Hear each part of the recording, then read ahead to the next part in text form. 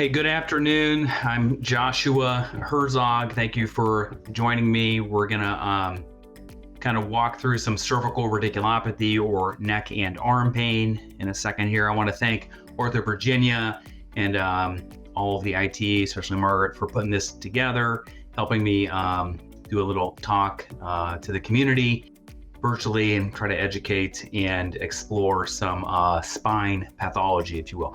I've been with OrthoVirginia now for almost 8 years. I'm in the Richmond market. I was in the U.S. Army for a long time, but when I came out of that service, I joined OrthoVirginia, predominantly do orthopedic spine, so that includes neck, mid-back, low back, tailbone pain, and then of course any arm pain that shoots down from the nerves or arm pain that shoots down from the legs. And so today we're going to talk about cervical radiculopathy. And so we're going to try to spend 20 minutes on this talk, and then we're going to move into some questions and answers after that.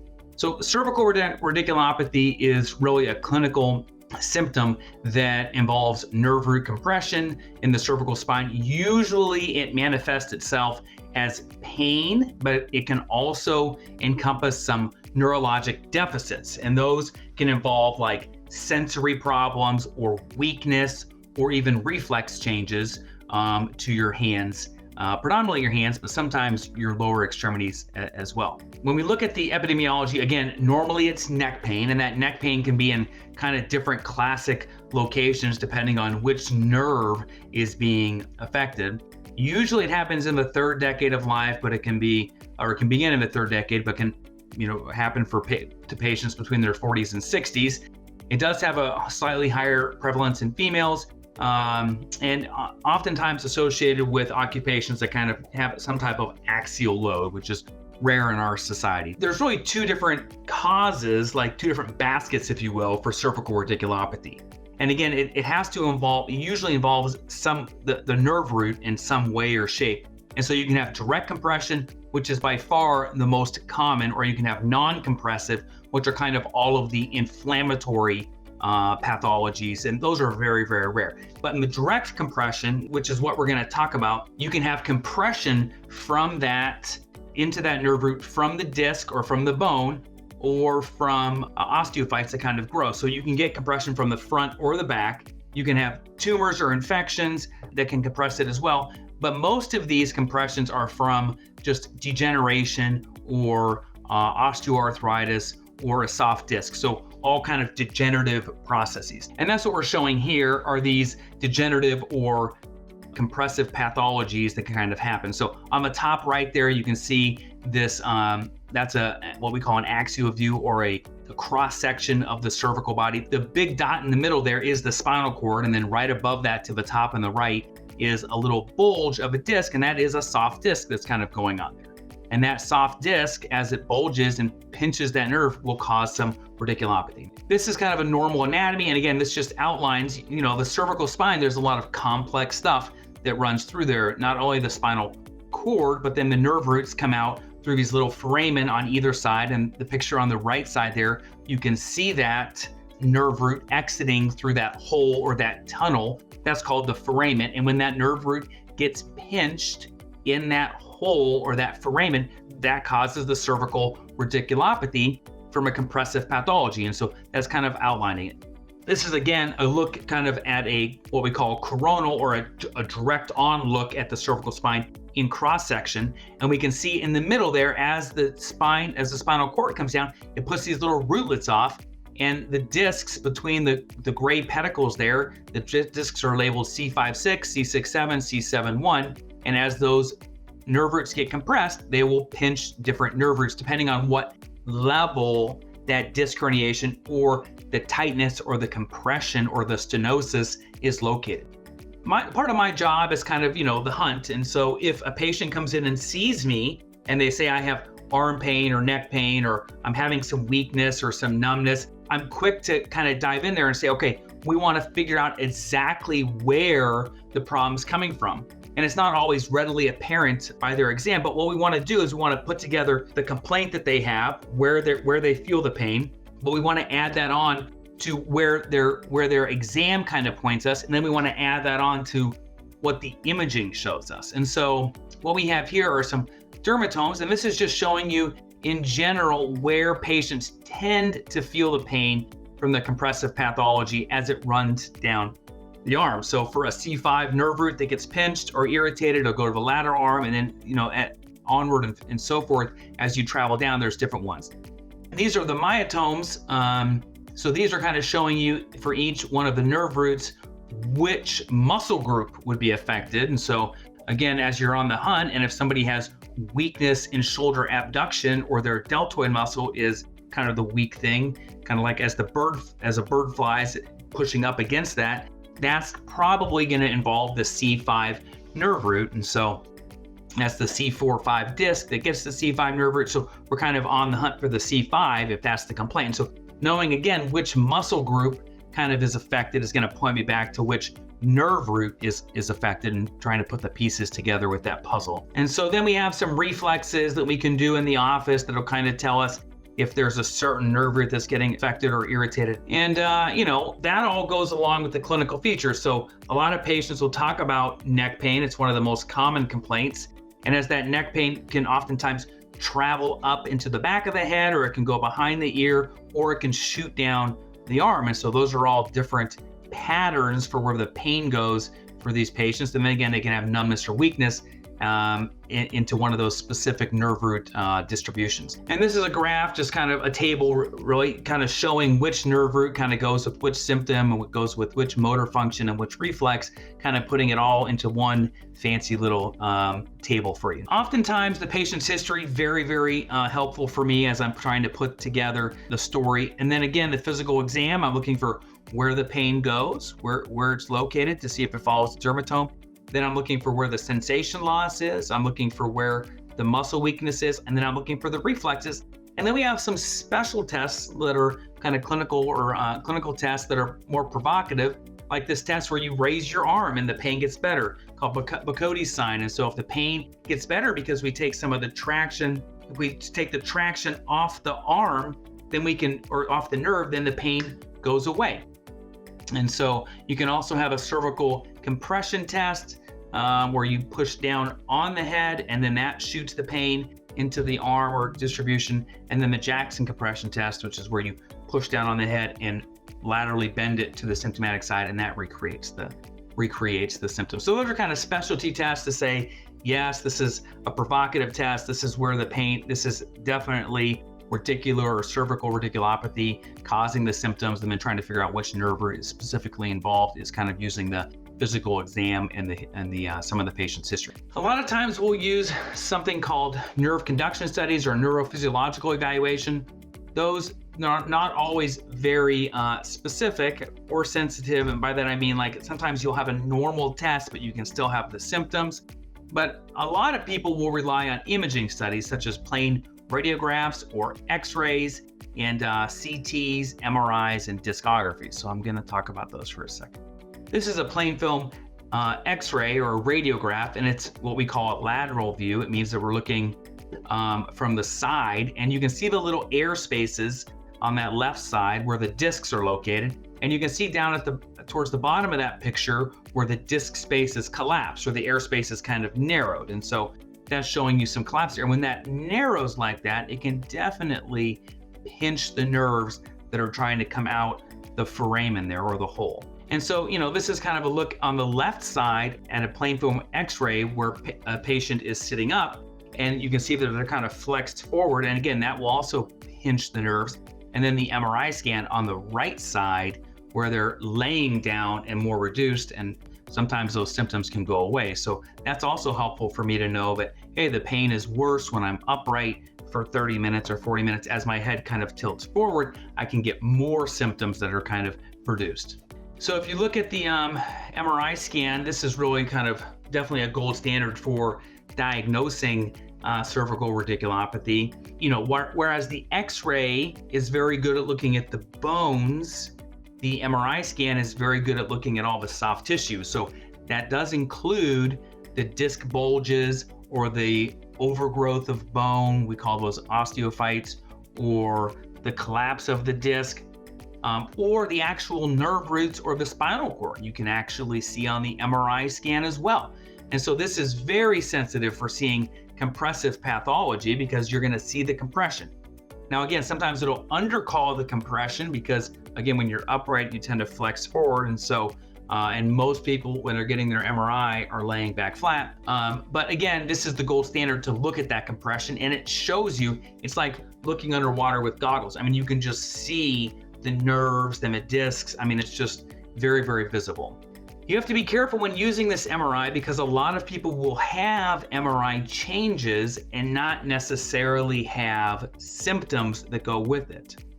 And so when we look at this very famous study by Bowden, he kind of took asymptomatic patients, and you can see upwards of 40% of patients over the age of 40 had changes on their MRI that were consistent with disc bulges or some form of compression of that nerve. And so again, you can have no symptoms and have an abnormal MRI. And so you don't want to get caught up in if, there's a disc bulge, but we're not having symptoms that go with it. You don't want to go down that red herring pathway. And so you have to be very careful that the MRI and the compression that you see lines up with the patient's symptoms and their exams, and then of course the plan to follow. This is the CT scan, and the CT scan is really like, you can think of it like a three-dimensional X-ray. You can have different planes that you can look at the bones in. It's very good, again, at looking at the actual bones. It doesn't necessarily look at the soft tissue. There is a special test called a CT myelogram where we actually stick some contrast into the canal, and we can see the tracing of the CSF, or the fluid that's supposed to bathe the spinal cord and the nerves, and that'll give us some indirect evidence of compression. And usually I use CTs or CT myelograms for patients that can't get an MRI because they have a pacemaker or a spinal cord stem or a bladder stem, and they can't safely go on the MRI scanner, or they've had previous surgeries. But it's another test that we can get that definitely looks at the bones and or the compression indirectly. This is a picture of that CT myelogram, looking at it from the side. Again, just kind of outlining where you can see the white is the dye, and that's, you want to see lots of white dye. And so the last test that we kind of talk about, which is not commonly used, is discography, where we can actually stick a needle into the disc and inject some contrast and see if that kind of reproduces the radiculopathy, because we're inflating that disc, and I theoretically, at least, putting more pressure on that nerve from the inflated disc and then making the pain come down. So again, kind of a provocative type test to see if there's neck and or arm pain that's being produced by this test. Pretty rare to use it. So the natural history, which is to say, okay, you've made the diagnosis of cervical radiculopathy. This is the patient that has it. What happens to these patients without any intervention at all, or just time? And the truth is that most patients get better. And so I see most of my patients that I make the diagnosis with, I'm treating with maybe something to kind of relieve some of the symptoms, but I do kind of know that most of these patients are going to get better with time, and it's a matter of trying to get them there in a pain-free fashion with some non-operative modalities. And that's, exactly what a lot of my clinic involves. So now we've made this diagnosis of compressive pathology that's causing cervical radiculopathy into the arm or into the back of the neck for these patients. What are we going to do? Well, immobilization, traction, medication, physical therapy, cervical manipulation, all of these are methods to kind of relieve some of the symptoms. And I use these in my clinic every day for patients. And so these non-operative modalities, and we kind of try to pick and try to figure out which ones we're going to use that best suit the patient and their symptoms. If we've done some non-operative stuff, or if the pain is severe, we can do these injections.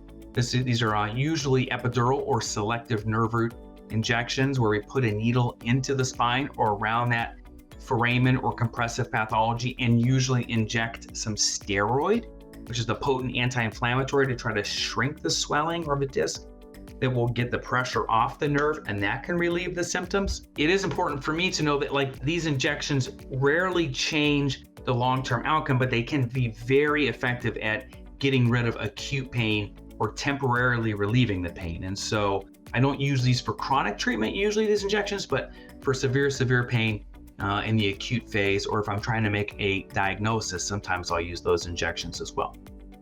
So this kind of brings us into the treatment, surgical treatment options. And so if I have a patient, for instance, that's been having neck and or arm pain for 4 or 6 months, or they have a severe deficit, neurologic deficit, whether that be sensory, so they've lost some sensation or lost strength, or they're clumsy with their hands, or if the pain is very severe, then we're gonna, and then they've done the non-operative modalities and they haven't gotten adequate relief, then we're gonna talk about some surgical treatment or operative treatment modalities. And there's really kind of only 3 options for this. The first one, and still the gold standard in this country, is something called an anterior cervical discectomy infusion. And so this is where you actually go in to the front of the neck, you make an incision, and you take the disc out, take the pressure or the compressive pathology off of the nerve root from the front, and then you open that space up. So where it was collapsed before, you open that space up and you put a little block in there to help hold it open. And then you put some screws and you fuse it there so it never ever pinches that nerve again at that level. But it is a cervical discectomy infusion, and again, it's the gold standard. And this is the approach. Patients are oftentimes amazed to know we go from the front, and I mean, that is where the disc is. It's in the front, and that is usually where the compression is, whether it be from disc height loss or a bulging disc that's pushing on the nerve. So the front approach is very simple. These are usually take 30 minutes or 45 minutes to do in the operating room. Oftentimes you go home the same day. The incisions are very small and they heal very clean, and wound complications are very uncommon from the front. So there's a lot of advantages to going from the front. And there's lots of different options for what you can use to fuse or what you can put in the front of the spine. A lot of these cages now, we used to use bone graft from the pelvis, or what people call the hip. That's pretty uncommon now, where we actually chisel a piece of your bone out of your own hip. Usually we use some cadaver bone that's been processed with perhaps a synthetic like cage or a plastic cage or a titanium plate, a metal plate or cage, and that's kind of filled with some cadaver bone, and then that goes on to fuse while the plastic or metal cage kind of supports the disc while it fuses. But there's lots of different options out there on the market currently. The second option is this posterior foraminotomy. This is where we actually make an incision on the back side of the neck, and we go in there and open up the space for the nerve. That's called a foraminotomy. There's no fusion involved here. There's a very select patient group that you can use this on, because it has to be a soft disc. It has to be far lateral away from the spinal cord. It has to be in a position that you can safely get to from the back of the neck. But this is called a foraminotomy, where you go in and open up the space from the back. And then the third option is the cervical total disc replacement. This is where we take the disc out, and in its place we put a implant that maintains the mobility of that segment, all while taking the pressure off the nerves. This has been shown to be essentially equivocal to the disc fusion for patient outcomes in the short term, for getting rid of the neck and arm pain or eliminating that. And so, the thought process with the cervical disc arthroplasty is that it can help prevent other levels from going bad later on, because you're not putting unnecessary or unequal load on those other levels. And so we're still kind of on the hunt for that in science to prove that that's true. And these disc replacements have been around for almost 2 decades and have been going in, and I think that their popularity is definitely rising. And so this is kind of the third option, cervical disc arthroplasty or disc replacement. So I think that's it for the presentation, but I definitely want to open up the floor for some questions. Thank you so much, Dr. Herzog. We have lots of questions. We will be answering questions that were submitted earlier and questions that come in now. So if you are watching live on Facebook, please feel free to submit your question. We will not have time, unfortunately, to answer all of the questions, but we will get through as many as we can. So our first question is, can you discuss the relationship between the pinched nerves in the neck and neck arthritis? Does neck arthritis cause cervical radiculopathy? Yeah, neck arthritis simply means that you have some inflammation of a joint that's inside the neck. And the neck is more complex per se than like a knee joint that really has three different compartments, the medial, lateral, and the patellofemoral, the kneecap one. But in the neck, you have three different joints for each level. And the joints can change like their characteristics as they move around. And so when you say cervical arthritis or neck arthritis, depending on which part of the neck and each segment is affected, that can cause problems. So if you have disc arthritis or arthritis or inflammation in the front and that disc gets weak, then yes, that disc can then bulge into the foramen or into the canal, and that will cause cervical radiculopathy. Or if you have facet, which is the hooks in the back of the neck, if those become inflamed or arthritic and start to grow in size, which joints tend to do, they'll tend to lay down more surface area to make up for that worn joint. If they grow in size, the bone can actually grow and start to impinge or irritate the nerve in the foramen or the canal. And so either one of those, from the front or the back, those arthritis diseases can kind of cause the stenosis or the tightness that then causes the cervical radiculopathy. And so I think that is the cascade. And so most often cervical radiculopathy is caused by a degenerative process, and that degenerative process is cervical arthritis. Thank you. Are there ways to prevent cervical radiculopathy? Yeah, I think that, that is that's the holy grail, right? How do we stop arthritis from happening in the body? And in general, we tend to think that motion tends to preserve those joints. And so when the joints tend to get stiff or bound down, that's when they start to have irritation or start to wear at an accelerated rate.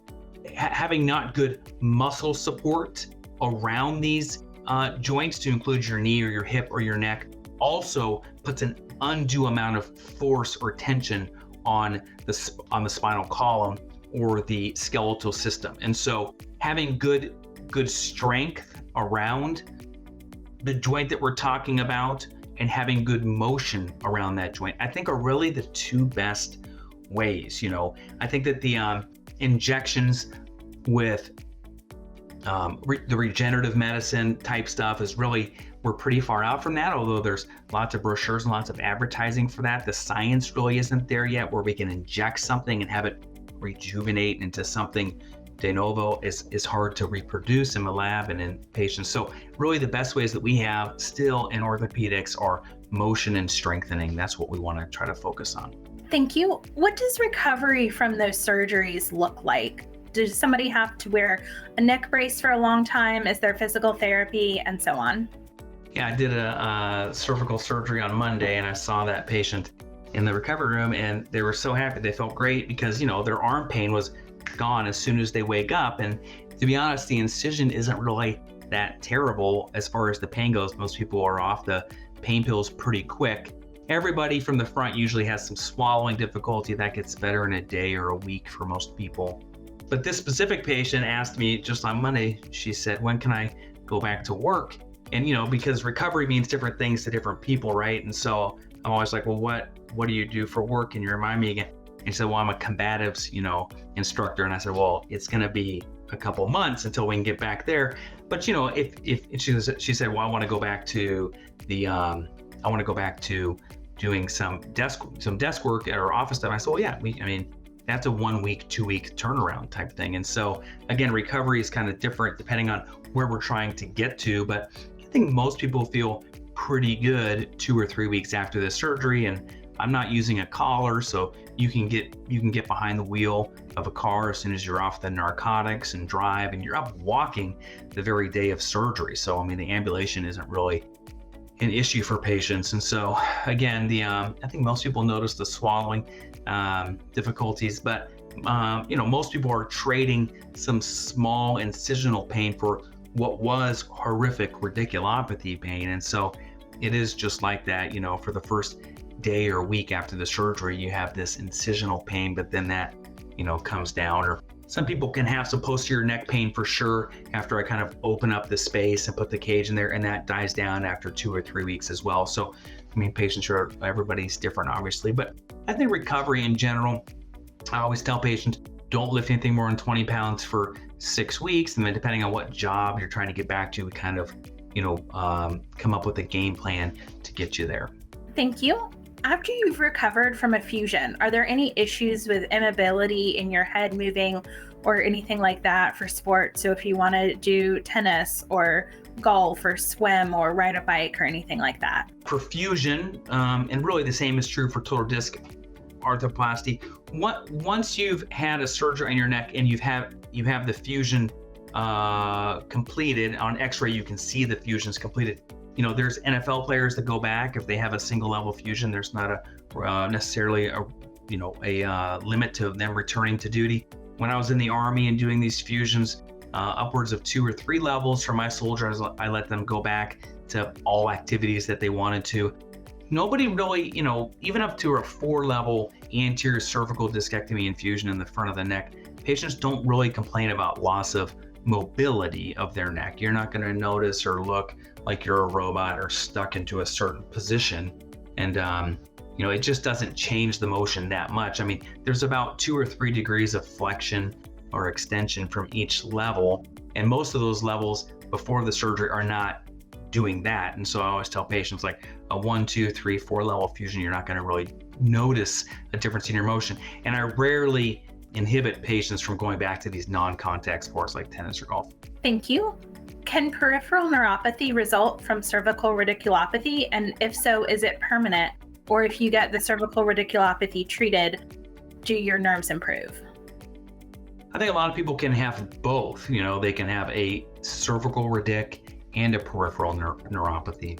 I mean, the peripheral neuropathy by definition is not cervical radic. And so they're 2 separate things. So usually peripheral neuropathies are from compressive pathology in the periphery, usually most commonly the elbow or carpal tunnel, or a disease of the actual nerves themselves. But I see a lot of patients that all have carpal tunnel and cervical radic. And, of course, I think that even after the cervical radic, I mean, some of that carpal tunnel will oftentimes improve because I'm feeding that nerve much better through the neck. And so, I mean, there are some patients I tell, if you have, carpal tunnel and cervical radic, we're going to do the carpal tunnel first. It just depends how tight and really what your symptoms are the worst or where we think we want to go first. The carpal tunnel is a very simple surgery.